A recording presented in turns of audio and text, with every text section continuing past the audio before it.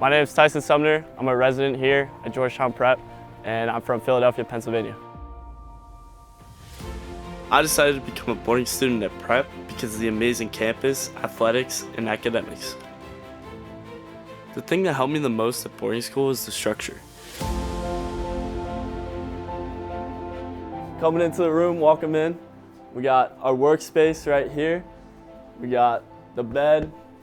We got the guitars laying out. A nice view of the Georgetown Prep Chapel. And yeah, this is where the magic happens. After practice, we go to dinner, and then after dinner we come back, get some guitar in, and then of course get study hall, 7:30, 9:30. It's a community, right? And gathering as a school, you can feel the community. The baseball program here is amazing, the facilities are amazing.